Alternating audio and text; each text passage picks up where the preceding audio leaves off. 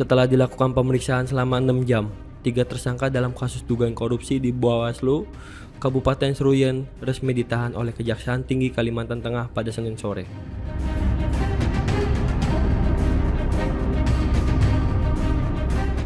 Ketiga tersangka diduga melakukan tindak pidana korupsi dana hibah Bawaslu Seruyan tahun anggaran 2024 yang menyebabkan kerugian negara hingga lebih dari 2 miliar rupiah.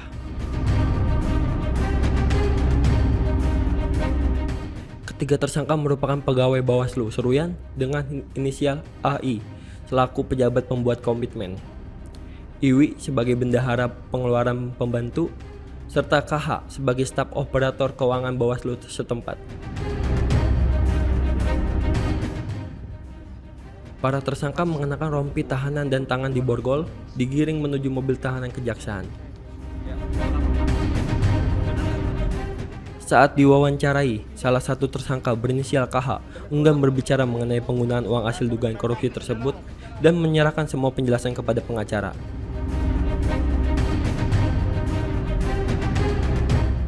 Menurut keterangan dari pihak Kejati Kalimantan Tengah, hasil pemeriksaan menunjukkan bahwa para tersangka mengaku penggunaan uang hasil korupsi untuk membeli kebun dan sebagian digunakan untuk judi online.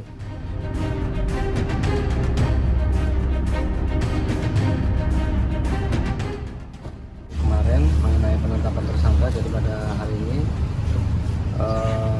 tersangka AI, kemudian tersangka IWI dan KH kita lakukan penahanan untuk 20 hari ke depan untuk kasus penyalahgunaan wewenang pada Bawaslu Kabupaten Seruyan.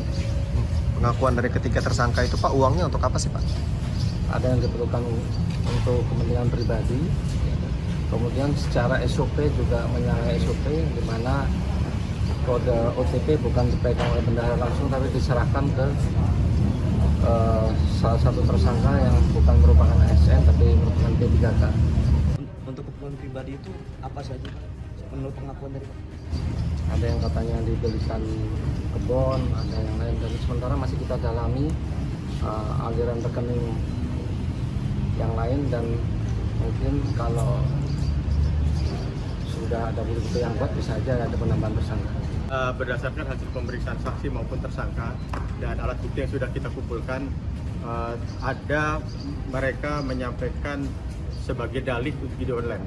Namun kita tidak percaya begitu saja. Kita akan melakukan penelusuran sampai kemana end usernya, sampai kemana aliran dana tersebut digunakan, dan siapa-siapa saja pihak yang bertanggung jawab terkait dengan adanya penyimpangan yang kita tenggarai menimbulkan kerugian negara.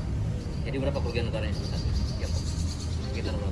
Sekitar 2M atau? Sampai dengan saat ini kita sudah melakukan perhitungan kerugian negara, masih kita dalami. Angkanya masih di seputaran 2 miliar, namun tidak tertutup kemungkinan akan bertambah karena prosesnya perhitungan masih berjalan.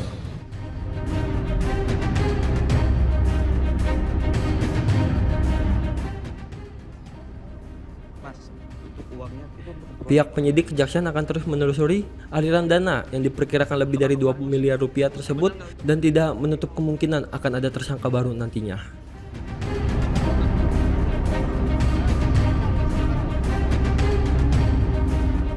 Sementara itu, ketiga tersangka kemudian dibawa menggunakan mobil tahanan kejaksaan untuk ditahan di rutan kelas 2A Palangkaraya selama 20 hari terhitung sejak 28 Oktober 2024.